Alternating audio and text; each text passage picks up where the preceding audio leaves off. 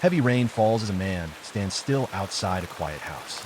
Upstairs inside, Nanako is focused on her video game and does not notice anything around her. When her cousin Yukino calls her to come down for dinner, Nanako refuses. She rarely talks to her family and only uses a walkie-talkie to speak from her room.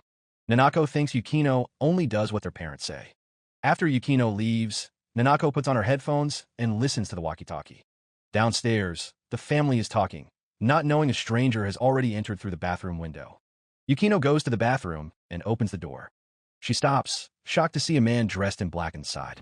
Seconds later, she stumbles out with blood on her neck and falls dead in front of the family.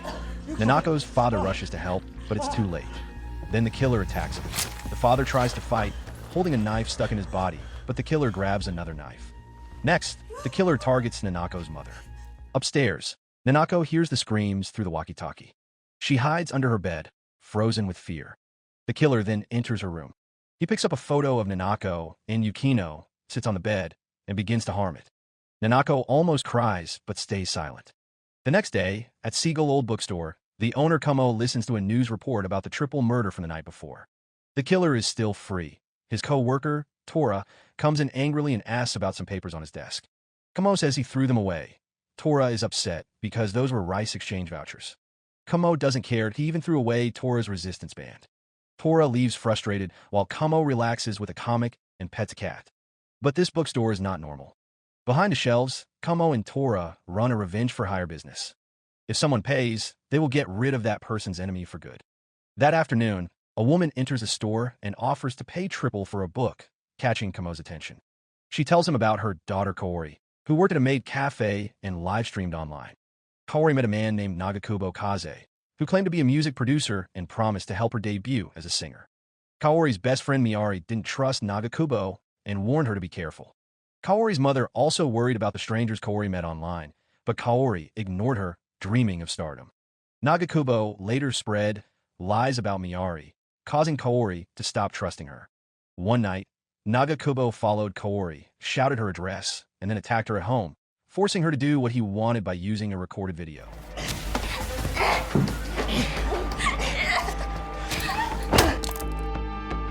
Kawori's mother begged her to go to the police, but she refused, holding on to her dream. Tragically, overwhelmed by shame, Kawori took her own life. The mother's heart broke even more when she learned Nagakubo was the son of a powerful police officer, so justice never came. A secret tip led her to Kumo and Tora, hoping they would make Nagakubo pay and stop him for good. Later, Nagakubo is seen laughing in a restaurant. He brags to his friends about how he found Kawori's address by looking at her social media posts. He even makes fun of her death and says he took a photo of her last moments. His friends are shocked, but Nagakubo does not see Kumo and Tora quietly listening. Outside, Nagakubo walks down the street. Suddenly, a van drives up fast and hits him. Kumo gets out and starts fighting him. Tora joins in. They beat Nagakubo and drag his hurt body into an old, empty warehouse. Nagakubo wakes up tied to a barrel and naked. Kumo heats a metal rod. Nagakubo tries to use his father's name to get help, but Kumo and Tora do not care. Nagakubo gets scared and begs for his life. Then Kawori's mother comes in. She walks toward Nagakubo with tears in her eyes. She wants revenge, but cannot do it. She breaks down crying. Kumo comforts her and says it is finished. No other girl will be hurt by Nagakubo. After she leaves, Kumo finishes the job. The hot metal rod is put in Nagakubo's mouth and kills him immediately.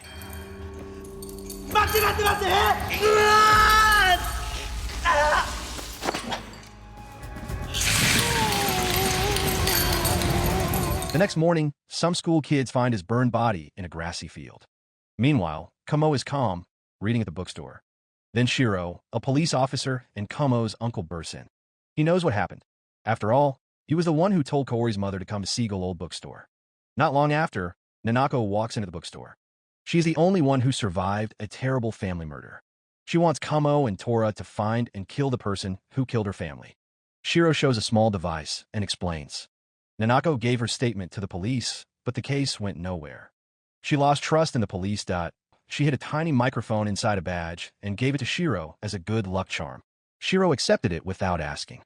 Later, Nanako heard a phone call from Kawori's mother thanking Shiro. She used that recording to blackmail him. She told Shiro to bring her to the revenge agents. Now, standing with Kamo and Tora, Nanako shows a news clip about her family's case. She's ready to pay for help, but Tora says no. They don't work like detectives. Without a clear target, they don't take a job. Nanako says the justice system is broken. Even if they catch a killer, the law and trials might let the killer live freely for years. Nanako feels strongly, but Kamo still says no. Then, an old couple comes into the shop. The old man holds a copy of The Other Side of Good and Evil that means they want a revenge job. Their story is sad. Their daughter remarried a man named Shuhei. He worked in an office at a foreign company and looked perfect. Their granddaughter liked him too. But at home, Shuhei was not a good stepfather. He was hiding something dark and violent. 6 months later, the old couple gets a call from the police. Their granddaughter is dead. The official cause is malnutrition and infection. But when they saw her bruised body, they knew Shuhei had been hurting her for a long time. After each beating, Shuhei made the girl put ice on her wounds to hide the bruises. Her mother believed Shuhei and thought this would stop the abuse. The little girl, trying to protect her mom, followed every cruel order, even soaking her feet in very cold water. By the time she died, her feet were black and rotten. Shuhei was a fake. His job and education were lies. He lived off his wife's money. This made Tora very angry. He could not understand how mother could allow this. Tora was raised by a single mother and still had a good life. But Shuhei got only 7 years in prison. He'll be free next week and is even planning to publish a book. Even worse, the grandfather has only 6 months to live. So the couple begs Kamo and Tora to take their case and get revenge for their granddaughter. After the couple leaves, Nanako comes back. Turns out, she hid a listening device behind a photo of Kamo's wife and daughter. Now she gives them a choice. Let her join their revenge team, or she will give the recording to the police. With no other choice, Kamo and Tora accept her. But Tora's anger is deeper. Years ago, his mother raised him alone after his father died.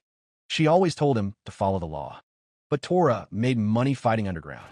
He got many injuries and hospital bills. In one bad fight, his opponent cheated and hurt Tora's eye. His mother rushed to the hospital, angry and sad. She said she would not help, but secretly gave all her savings to pay the bills. On the way home, she was robbed. The robber pushed her into a fence, and she died immediately. The robber got only 9 years because the judge said it was not on purpose. This broke Tora's faith in justice. From that day, he joined Kamo's secret revenge group. On the day Shuhei was free, he held a book launch about a father's love. Reporters came in large numbers, and Shuhei even live-streamed the event. The livestream quickly caused a lot of angry talks on social media. A manga artist named Sonoda was in the crowd, watching Shuhei closely.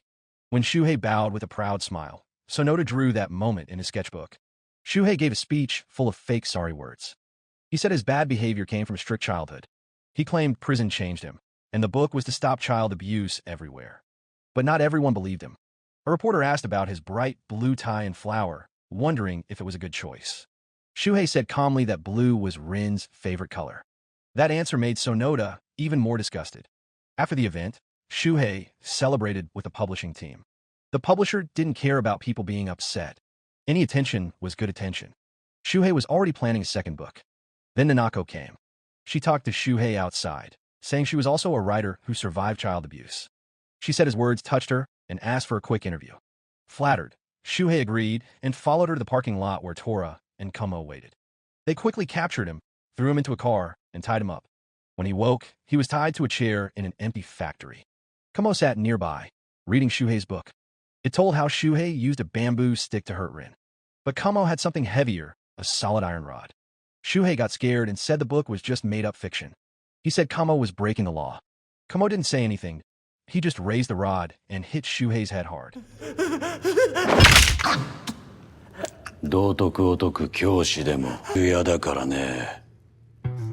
The scene then shows flashback to 4 years ago before Kamo became a revenge agent.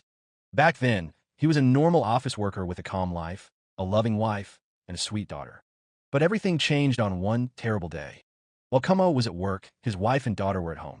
A stranger followed them to their door, pretending he dropped something. Kamo's wife was careful. She did not open the door right away and saw the man leave something near the entrance. When the man left, she opened the door, but it was a trap. The man forced his way inside, hurt her badly, and locked the door. Kamo's daughter cried, but could not help. The mother fought hard to protect her child, but it was not enough. That evening, Kamo came home to a nightmare. Police were around his building. His wife and daughter were gone. The mother died holding her daughter, trying to protect her until the end. Kamo saw their lifeless bodies. He shook with pain and could not cry.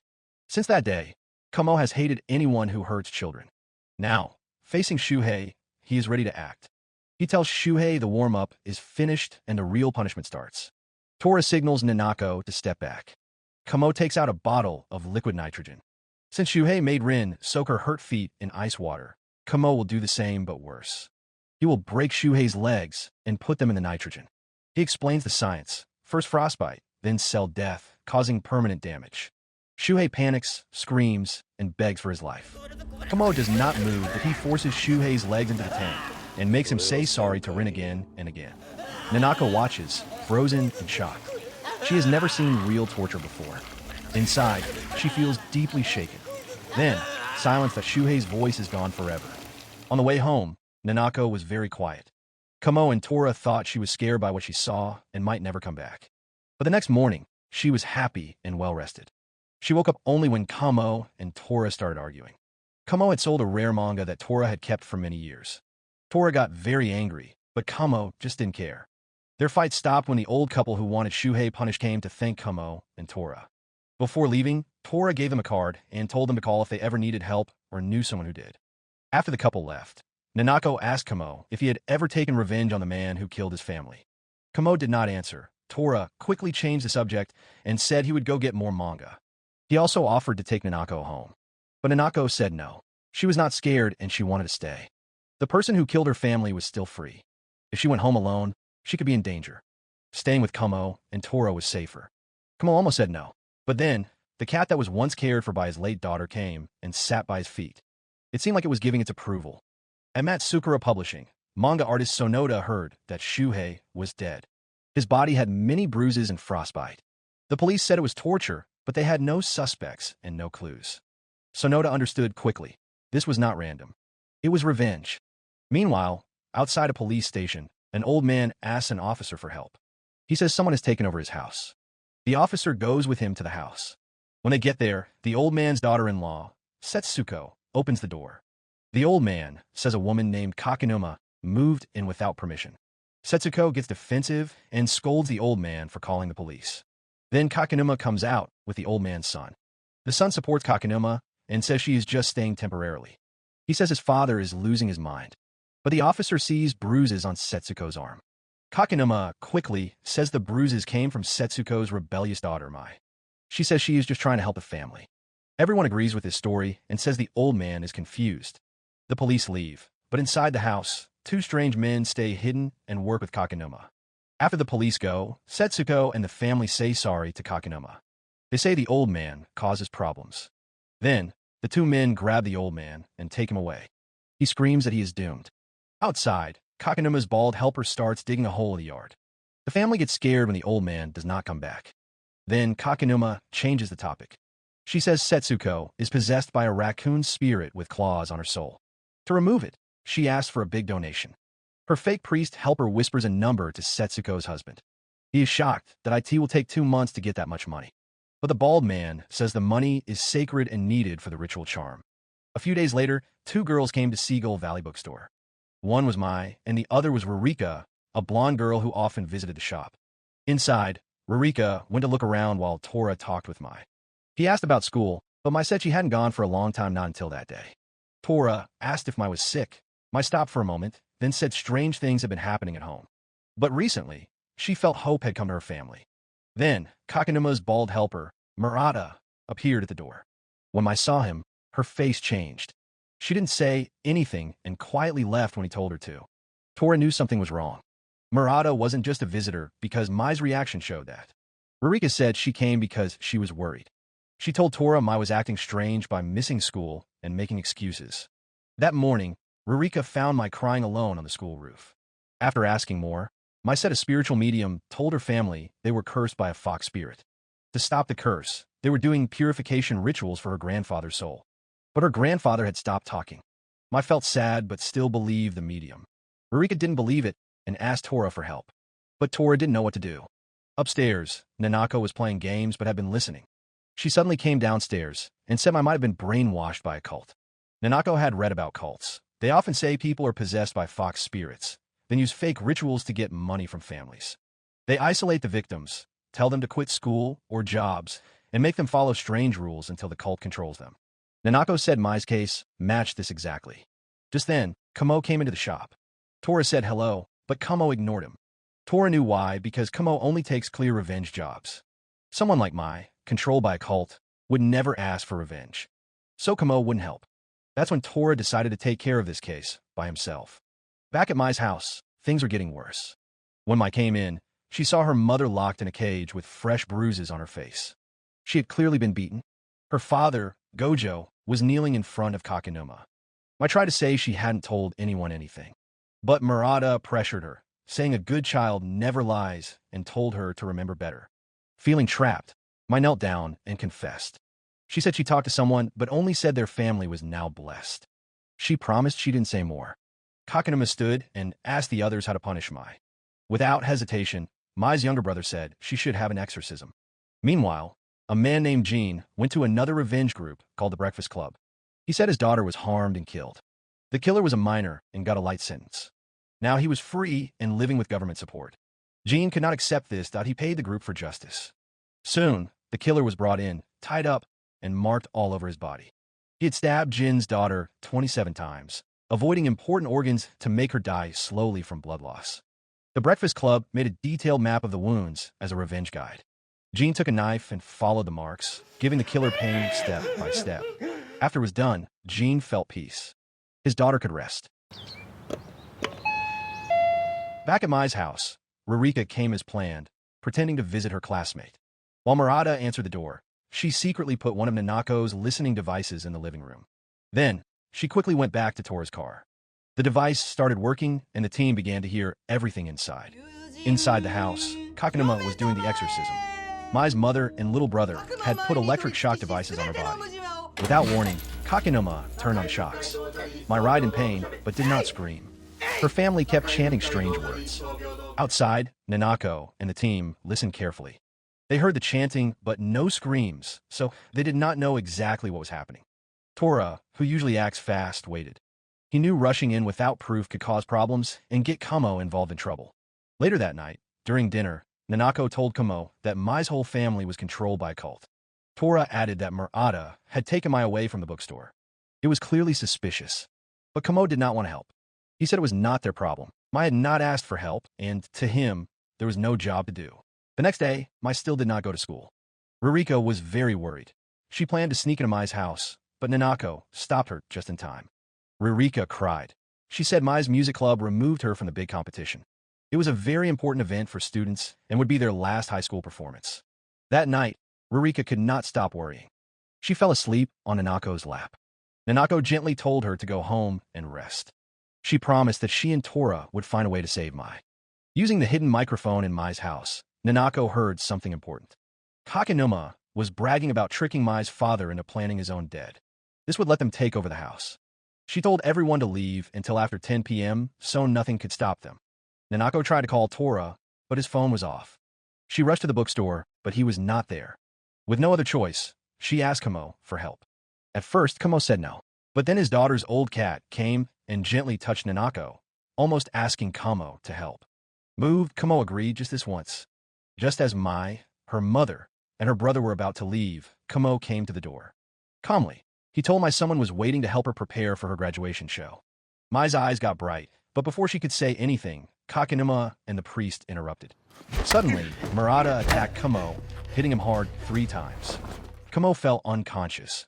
Nanako tried calling Tora again, but no luck. He was jogging in the park, not knowing anything. Kamo was locked in a metal cage. Murata looked in his coat and found many torture tools. They started to think Kamo was part of a criminal group. Kakinuma asked Mai for answers, but she said she did not know Kamo, but her little brother was not sure. He said Kamo talked about Mai's music contest. How else would he know? Before anyone could say more, Kakinuma stopped them. She started chanting and pointed at Kamo, saying he was possessed by a demon. The ritual had to start to remove the demon. Then Mai's father came forward, begging her to finish the exorcism.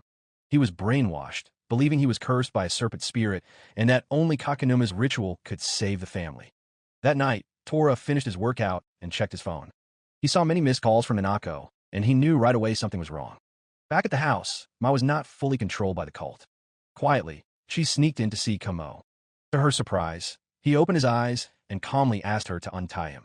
She hesitated, said no, and walked away. In the hallway, Mai met Kakenuma. Kakenuma looked into the room, but Kamo pretended to be asleep. Kakenuma told Mai that she was the most cursed by the evil spirit and needed to help finish the ritual. When they left, Kamo broke free from his ropes and got ready to fight. Outside, Murata and the priest were digging a grave for Mai's father. Her grandfather was already buried. Inside, Kakenuma forced Mai to help hang her father by telling her to kick the stool away. But just as she was about to, Kamo burst in holding his special judgment stick. One strong hit knocked Kakenuma down.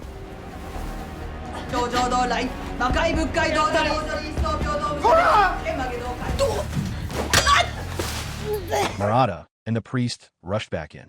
A fierce fight started. Kamo fought well, but was outnumbered. The priest tried to knock Kamo out until Tora arrived. He hit the priest with a mug and then an elbow, dropping him. Tora quickly defeated Murata too. With the enemies down, Nanako played a secret recording from Kakenuma's earlier talk. Turns out Setsuko still believed Kakenuma.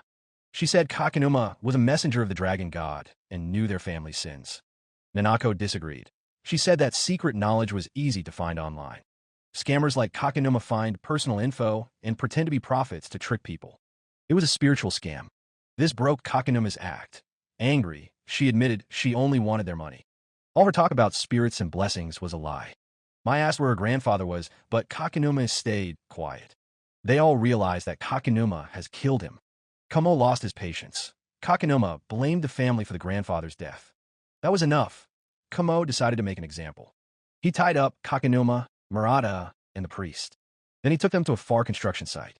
There, he pushed metal rods into their bodies, turning them into live lightning rods.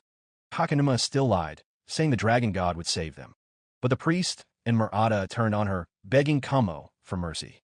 It was too late. Kamo did not spare people like them. Then a storm came. Lightning struck them. In a flash, they were gone, burned by the fire.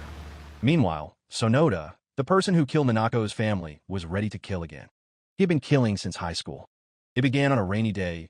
He was drawing a cricket at a bus stop when a girl nearby was talking loudly on the phone and bothering him. When he finished his drawing, he quietly strangled her to death. Then he drew her dead body like it was just another piece of art. Now, he was going after his boss, Saira, a kind woman who did not expect anything bad. He knocked on her door. She let him in without worry. While Saira played the piano, Sonoda sat and quietly drew her. When she finished, he clapped his hands. Not because he liked the music, but because he saw something scary. The room was soundproof, so it was perfect for what he planned to do. Soon after, Saira was tied to a chair. Sonoda calmly opened a voice recorder on his phone because he wanted to record every moment of the murder, so he could listen to it later. He began to talk about his strange thoughts during his first killing. For Sonoda, murder was not personal, it was research. He believed that to make powerful manga, he needed real feelings of real fear and real death. Only then, he said, would his work truly connect with readers.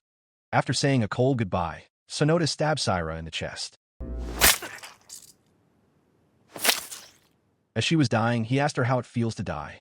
When Saira called out for her mother with her last breath, Sonoda felt something. He took out his sketchbook and drew that moment. Then, the doorbell rang to Saira's younger brother, Yuho, coming with friends. At first, Sonoda thought about staying quiet. But then he remembered Yuho had a spare key. Panicked, he ran downstairs and opened the door. He lied, saying Saira went out to buy drinks. Yuho thought Sonoda was her boyfriend and said they could hang out until she came back. Sonoda agreed and said the place was messy and he needed to clean. He quickly closed the door and ran upstairs. Hurrying, he hid Saira's body inside the piano case, but some of her hair was still sticking out. Downstairs, one of Yuho's friends, a blonde girl, joked that Sonoda was hiding something embarrassing. They got curious and decided to sneak upstairs to surprise him. By the time Yuho and his friends reached upstairs, Sonoda had hidden Saira's body, but not very well. He acted calm and distracted them with small talk. The group sat down, opened some wine, and started drinking without knowing the truth. In the kitchen, Sonoda cut some beef with the same knife he used to kill Saira. He also put sleeping pills in their wine. After one glass, only Yuho was still awake. As time passed and Saira did not come back, Yuho got worried. He called her phone and heard it ringing inside the piano case. Following the sound, he opened it and found his sister's dead body. At that moment, Sonoda grabbed another knife, ready to attack again. His first try missed, but the drug worked. Yuho fell down, and Sonoda finished him off. Just when Sonoda thought it was over, the blonde friend suddenly woke up. Sonoda sat next to her, pretending everything was normal, ready to kill again. She smiled and even called him handsome, not knowing she was next. Meanwhile, Kumo and Tora came back to the bookstore. Nanako had stayed up but fell asleep, then Tora quietly put a blanket on her. She woke up and asked if he was ever scared while killing. Tora surprised her by saying he never did the killing. That was always Kumo's job. Then Tora shared a story from 2 years ago. A young blonde man came to the shop for revenge. His mother died after they were hit by a driver who was high on an unregulated drug. Since the drug was not illegal yet, the driver got only a year and a half in rehab and then was free. The young man couldn't accept this. Tora understood because he lost his mother too, so he agreed to help. He found the driver and beat him. He dragged him to the edge of town and tried to drown him in a barrel, but he couldn't finish. Then, the rope broke. It was Kumo that he had followed Tora quietly. Calmly, he told Tora to leave the killing to him from now on. Back in the present, an old building, Seagull, the leader of the Breakfast Club's Tokyo branch, met a new client. The man was overweight, blind, and could not speak. He used a device to talk. He said 3 years ago he was a high school teacher in Tokyo. One day, he was attacked and hurt so badly that he became disabled for life. 3 of his students were also hurt. Now, he wanted revenge and was ready to pay a lot. As he described the attackers, it became clear who they were. One spoke with an Osaka accent and had long black hair. The other wore sunglasses and was called Kumo. It was Tora and Kumo. The next day, Nanako saw breaking news about 4 people were found killed in a rich Tokyo neighborhood. She believed the killer was the same man who killed her family. She begged Kumo to help stop him. If he didn't act fast, more people would die. Nanako made a risky plan. She would create a fake social media account, pretend to be her friend, and post pictures to lure the killer. She asked Tora to take the pictures from friend's view. Nanako lied and said she recognized the killer's face when her family was killed, hoping to make him come after her again. Kumo and Tora were unsure, but Nanako's strong will convince them, so they agreed to help. The next day, a curly-haired assassin from the Breakfast Club came into Seagull bookstore. A live camera was sending video to Psycho. He saw Tora right away with long black hair, Osaka accent. No mistake. But Kumo was not there. The man quietly left the shop because the hunt had started. Elsewhere, Nanako's plan worked. Her fake social media post spread quickly, and Sonoda found it fast. He saw her face and sad caption, and his anger grew. Using a shop sign in the photo, he found her apartment. What he did not know was that Tora and Kumo were already inside, waiting. Across the street, Nanako watched every car. Hours went by, but nothing happened. Then, as night came, the doorbell rang. Nanako quickly sent a message that there was a man dressed like a delivery driver at the door. Sonoda tried to get in with a knife when no one answered. But when the door opened, he was shocked to find out that Tora and Kumo were there. Tora tackled him, thinking the fight was over, but Kumo told him to stay alert. Sonoda sprayed pepper spray and ran to the window. He jumped into a van outside. Tora ran after him, but was too late. The van drove away, and now Sonoda was gone. On his way out, Sonoda passed Nanako, who was running toward the building. The trap failed. The team met again at the bookstore, knowing their dangerous fight was not over. The next morning, Shiro came, worried. He had seen Nanako's viral post and wanted to check on her. Luckily, she was safe. After Shiro left, the team talked. The killer wore a mask, so no one saw his face. The only clue was his curly red hair. But Kumo noticed something else, a thick callus on the 4th finger of his right hand. He guessed the man was a writer or someone who used his hand a lot. To cheer Nanako up, Tora said they should throw her a welcome party. That evening, the 3 went out to buy hot pot ingredients. At the apartment, they made a 3-flavor stew and tried to relax. But as they ate, Nanako's smile faded. Memories of her family came back. She tried to hold back her feelings. Then she realized that they forgot to buy udon noodles. Kumo lost rock, paper, scissors and went to get the noodles. On his way back, he was attacked from behind by the curly-haired assassin. Kumo fought, but he was overpowered. Then Psycho appeared from the shadows. She said someone had placed a revenge order on Kumo. Back at the house, Tora got one text from Kumo. His face went pale. Without talking, he stood up told Nanako to call Shiro if Kamo didn't return in 2 hours and left. Tora ran to the warehouse, where Psycho and her team waited. And just like that, Season 1 The Dogs of Karma ended. So the moral of the story is, if your bookstore doubles as a murder-for-hire agency, maybe don't toss out important rice vouchers. Some people get really emotional about carbs.